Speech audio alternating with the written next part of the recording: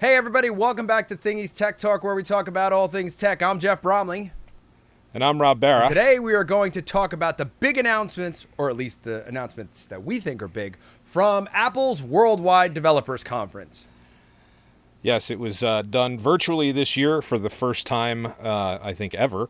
Normally everybody treks out to San Francisco or out to the Apple campus, and they, have all sorts of good stuff going on out there for the developers and the people that work on the Apple ecosystem.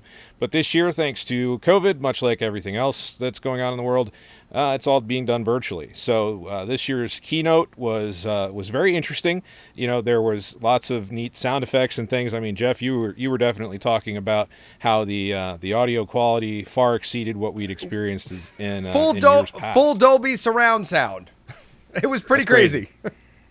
Yeah, I know a lot of people in the industry said that they really preferred having it done this way. So we'll see if this is something that continues next year or into the future. If we can, if next year is even possible to start thinking about this kind of stuff. But enough of all that.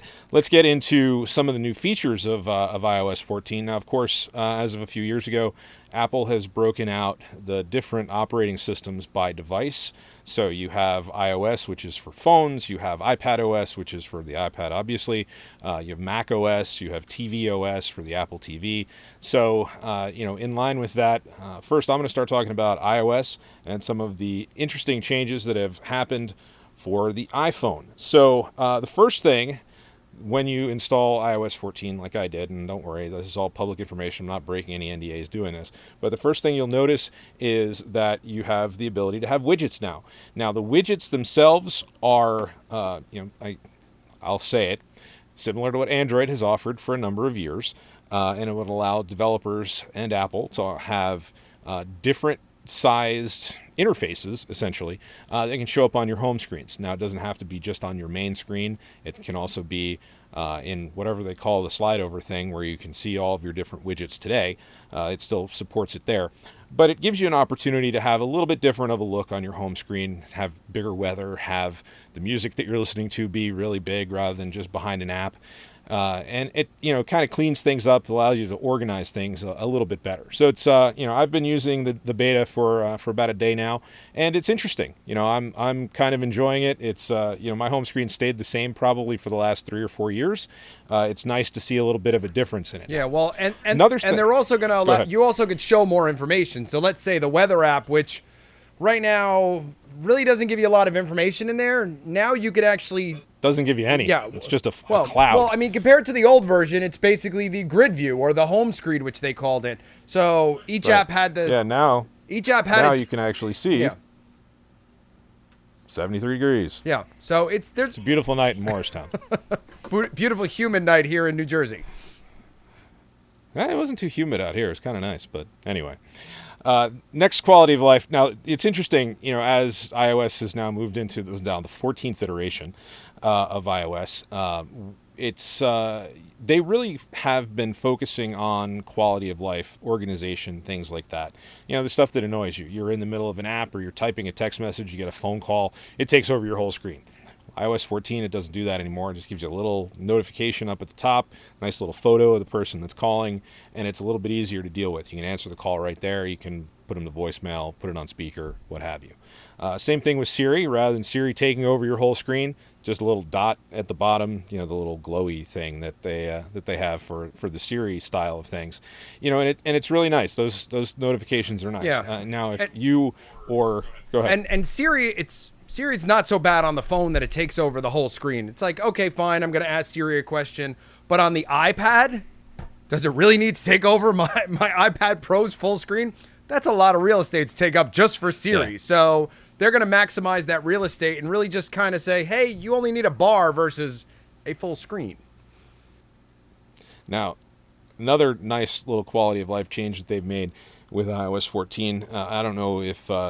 you yourself or if you have children that are on FaceTime entirely too much, FaceTime now does picture-in-picture. So rather than needing to be right inside of the FaceTime app in order to see the person that you're talking to, you can actually switch out of the app that you're in, go see something else, and it has a nice little picture-in-picture icon or area where the person that you're speaking with will be there. I was actually talking to Jeff earlier on FaceTime, and it was kind of nice. I didn't even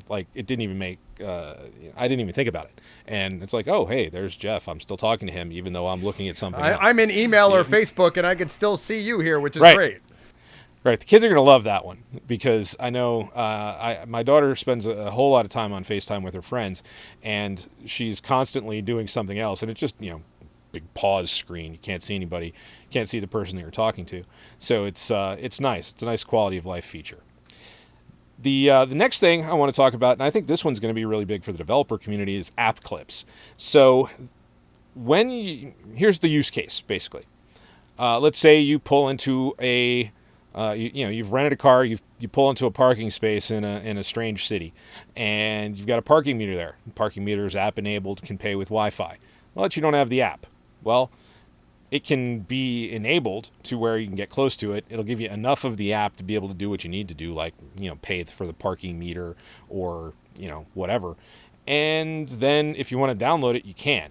So it's kind of uses a combination of technologies like near-field communication to enable these things. And, really make it so that you don't have to have, if you want to rent a scooter when you're, let's say you can travel again, you want to rent a scooter in Washington, D.C. Okay, this is a Bird scooter, or, okay, that one is an Uber scooter or whatever.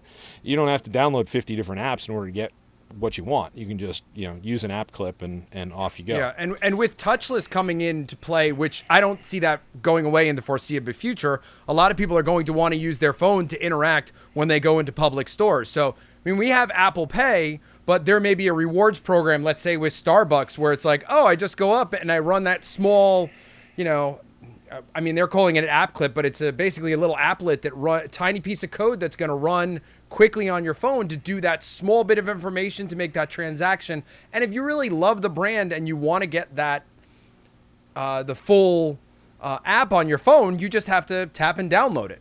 I think we're going to see a big shift with this, from brands being able to put placards wherever they want with near field communications in it. I know that in the pharmaceutical industry, this could be great. Pharma being able to say, hey, here's my brand. You want to find out more? It runs a little app. Maybe you sign up for something, a rewards program, a copay card. There's so many different use cases that we could bring this into. And I think it's going to be great. Apple also announced a lot of neat other features that are becoming in the future, like Apple car keys so that you can use your phone to unlock your car or start your car. If you're buying a new, I think they said BMW or something like that. Yeah, that makes me want a BMW 5 Series even more. You'll be able to get, just walk around with your phone in your pocket. And apparently it'll even work if your phone's dead for up to 5 hours, which is incredible. And then, also really the other thing, HomeKit and all sorts of things like that. Well, hang on. Back to car keys, which was really cool. I can actually send you a car key via messages and then determine what version of the car I want to give you. So I could give you a completely nerfed car for you to just drive around to go from, here down the street versus be like, do I want to unlock ludicrous mode for Rob to drive my BMW like a crazy man? I could basically put those on when I give you that key, which I thought was really wild. That's pretty interesting. I don't anticipate buying a BMW anytime soon, but I'm sure in 5 years, once that comes to Hyundai or a car that I can actually afford, I will be very interested in seeing that. Or you'll be like, Hun, I really need to get a BMW 5 Series. I need to try it out for work. Not until my children graduate from college. Not happening. Not happening at all. Anyway, so in addition to car keys and HomeKit updates and things like that, probably the most interesting or the thing that's going to impact people the most about iOS 14 is, again, Apple increasing their commitment to users' privacy. They have added a bunch of new features this year to iOS that will allow you to make sure your passwords are secure, make sure that people and companies and apps that have been using location awareness get only the information that they need. They've done something called, made it so that you can give your nearby location. So if I'm getting the weather for where I live here in northern New Jersey, they don't need to necessarily know my exact location, my precise location. They can know sort of where I am. and that's good enough. So they're going to, sort of forcibly reduce the accuracy of the GPS to increase users' privacy. Hopefully that does something, and that they don't find out some way around it, which I'm sure they're going to try. But it'll be interesting. The other thing that I saw that was interesting when I was going through on this is that it does ask if it can look up other networks that are around you. So I guess that's probably another trick that's used to give approximate location for people, so that it's potentially another privacy leak. But I'm very interested in seeing how the new Safari works, and how some of the password management stuff works, the security things about passwords that might be exposed or have been vulnerable. I think a lot of those features are going to help the everyday person out, my mom and those kinds of people, and not just the highly tech savvy people that use password managers or some of the other stuff like we've talked about in the past. So one of the other neat things that Apple's going to be doing is allowing you to, how you'll go and say, sign on with email or Google or whatever.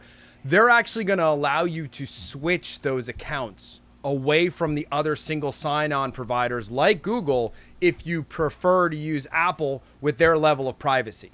So they're going to make it very easy in-app to say, I don't want to use Google anymore. I'm going to use Apple, and easily transition over the way Apple would and provide that great level of experience versus making you have to jump through all hoops and change usernames and change passwords. It'll make things a lot easier to do for people that would prefer to have that higher level of privacy.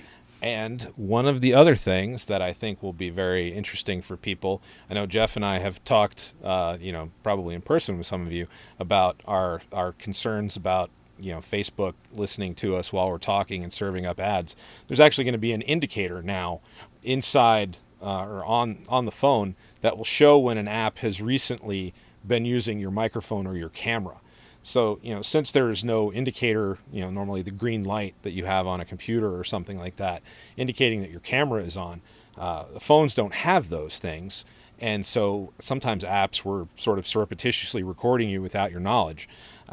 This is something that will allow you to know that that's happening, and it's actually going to track the history of doing it. So any of those bad actors are going to have a little bit of time to clean up their act with some of that stuff. But I think it will be very, very telling to see who's been doing what, and kind of get a little bit better privacy and security for not needing to put a piece of tape over your phone camera anymore. So for this episode of Tech Talk, we want to keep things a little shorter. We realize there's a ton of information out there with Apple's iOS versions and iPad versions. If you guys want to, you can watch the Worldwide Developers Conference. It's available on Apple's website. So with that, Rob and I also want to wish you guys a very happy, safe, and healthy 4th of July. We hope that it's going to be a great holiday for everyone out there. So for this episode of Tech Talk, I'm Jeff Bromley. And I'm Rob Barra. Stay safe out there. Don't set your house on fire.